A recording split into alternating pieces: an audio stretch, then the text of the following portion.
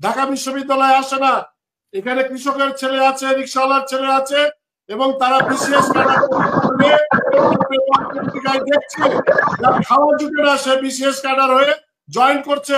এরকম অনেক আলোকিত গল্প কিন্তু আমরা এখনো শুনি, কিন্তু ব্যতিক্রম যে নাই আমি সেটা বলছি না, কিন্তু এগুলোর সাথে কোটার কোনো সম্পর্ক নেই। বর্তমানে যে সিস্টেমটা ডেভেলপ করা হয়েছে, এইটা যদি আস্তে আস্তে উন্নতি হয়, ডেফিনেটলি যারা মেধাবী তাদেরই চাকরি হবে।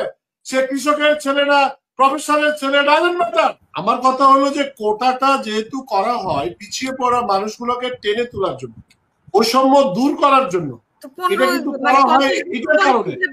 এখন এটাকেই যদি আপনারা মনে করেন যে এটাই বৈষম্য, তাহলে তো সমস্যা। যে এখন যদি নারীদের 10% দেওয়ার দরকার যদি না হয়, দরকার নাই।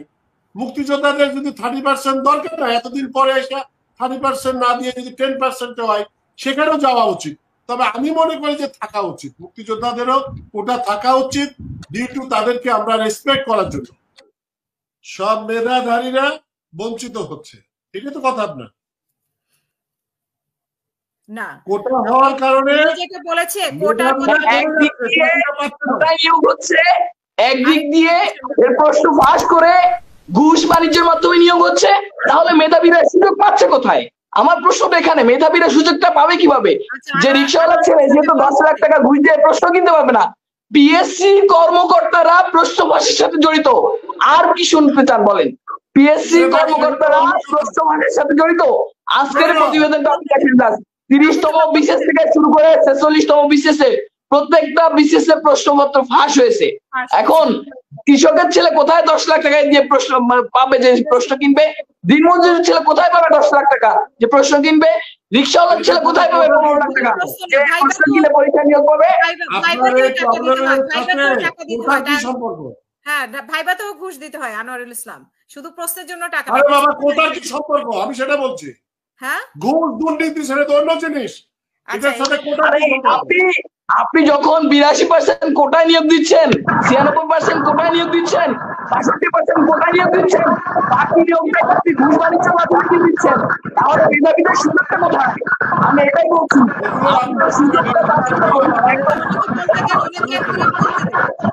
আমাদের এখানে দুর্নীতি মধ্যে প্রত্যেকটা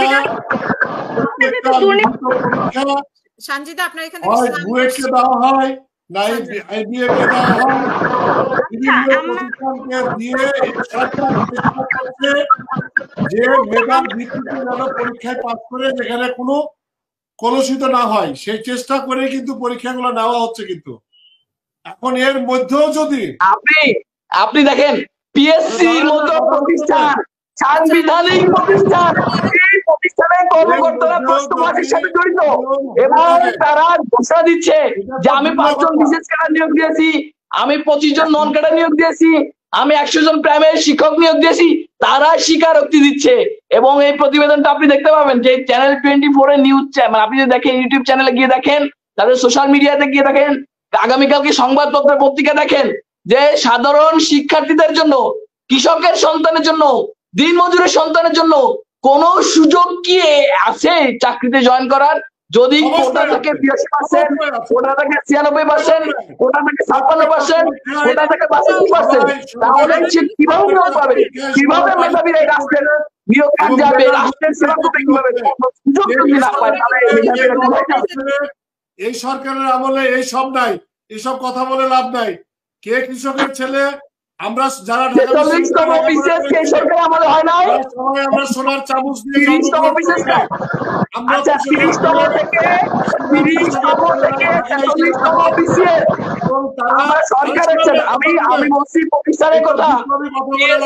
প্রতিষ্ঠান, সেই প্রতিষ্ঠানের কর্মকর্তারা প্রশ্ন ফাঁসের সাথে জড়িত। ব্যতিক্রম আছে, সব জায়গাতেই ব্যতিক্রম আছে। ঢাকা বিশ্ববিদ্যালয়ের সব ছেলেরাই সোনার চামচ দিয়ে জন্মগ্রহণ করে নাই।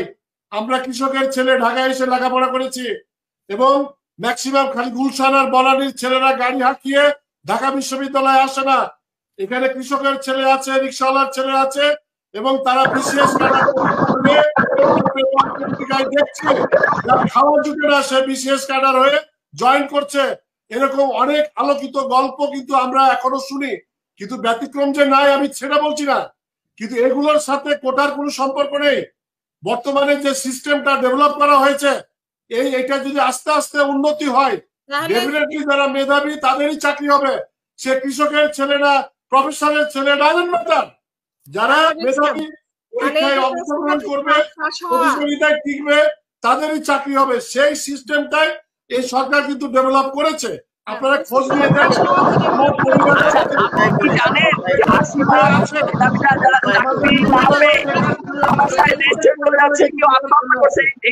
আপনার কাছে আছে? এবং আপনি 100 জন বিশ্ববিদ্যালয় স্টুডেন্টদের মধ্যে একজন চাকরি পাচ্ছে, সেটা কেউ এক্সাম বলে সে উদাহরণ করে দিতে পারেন না। কারণ যে বললাম যে আপনি কোটা দিয়ে রেখেছেন 96%, সেখানে আবার আপনার সাথে তো এই জায়গাতে আমি একমত। শুধু শাহবাগ কেন, সারা বাংলাদেশে লক্ষ লক্ষ কোটি কোটি বেকার আছে, চাকরি নাই তো। যেটুকু আছে ওইখানে আমরা কারণ চাকরি কেন নাই শোনেন, কারণ যারা বেকারদের জন্য চাকরির ব্যবস্থা করবে, কর্মসংস্থান তৈরি করবে, সেই সব মেধাবীদের সুযোগ দেওয়া হয় নাই। সেই সব জায়গায় কোটাধারীরা যারা পিছনের যে রাস্তা দিয়ে ঘুষ বাণিজ্য করে আসছে, কোটাধারীরা আসছে। ধরেন একজন নিয়োগ পরীক্ষায় 186 পেয়ে সে নিয়োগ পায় না, কিন্তু 33 পায়, 32 পায়, তাকে নিয়োগ দেওয়া হয়। অর্থাৎ মেধাবীরা যখন রাষ্ট্র পরিচালনার সুযোগ পাবে, মেধাবীরাই এই দেশের সন্তানদের জন্য, বেকারদের জন্য কর্মসংস্থান তৈরির ব্যবস্থা করবে। কারণ মেধাবীরা আমরা আমাদের মতো ঘনবসতিপূর্ণ দেশে সরকারের আমলে কৃষকের ছেলে,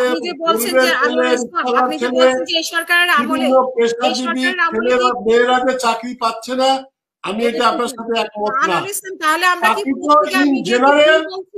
ইন জেনারেল যে হারে বেকার আছে, সেই হারে যে চাকরি হচ্ছে না, এটা তো আমি আপনার সাথে একমত। কিন্তু আমার কথা হলো, এই যে শ্রেণী বৈষম্য করে যে কথাটা বলে আপনি আবেগতাড়িত হচ্ছেন, সেই কথাটা কিন্তু এই সরকারের আমলে ঠিক নাই।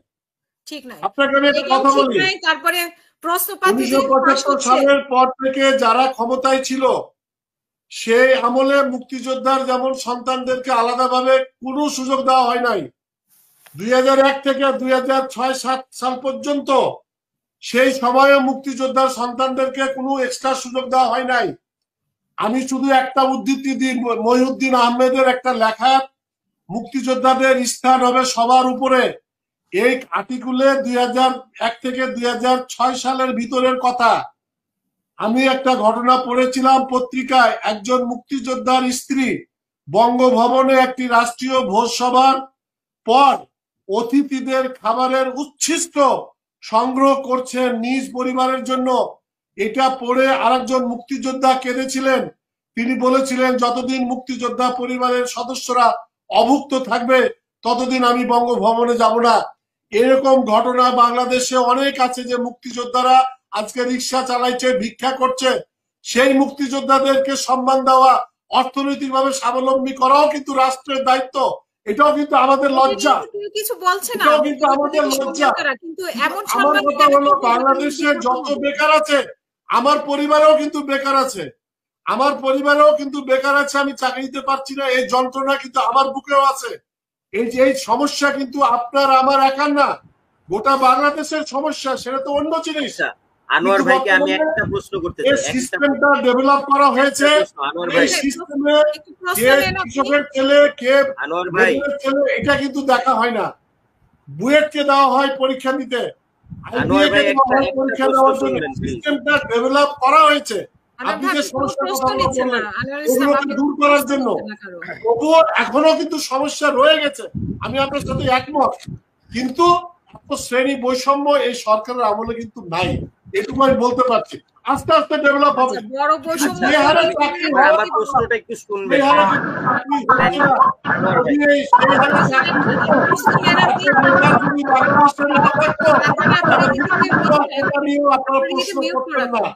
চাকরি হচ্ছে না বলে প্রত্যেকটা বিষয় নিয়ে আপনার প্রশ্ন, এটা খুবই স্বাভাবিক।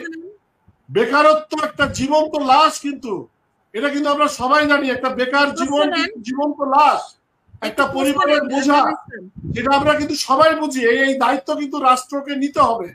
আমরা এই জন্য রাজনীতি করি, যে মুক্তিযুদ্ধের চেতনাও কিন্তু তাই ছিল যে পাকিস্তানিরা যেভাবে শোষণ করেছে সেখান থেকে মুক্তি হওয়ার জন্য কিন্তু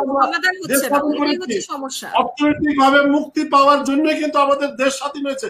মুক্তিযুদ্ধের চেতনা কিন্তু এইটাই যে আমরা বেকার থাকবো না। একটা সমাজে কিছু পিছিয়ে পড়া মানুষগুলোকে টেনে তোলার জন্যই কিন্তু এই ব্যবস্থা করা হয়।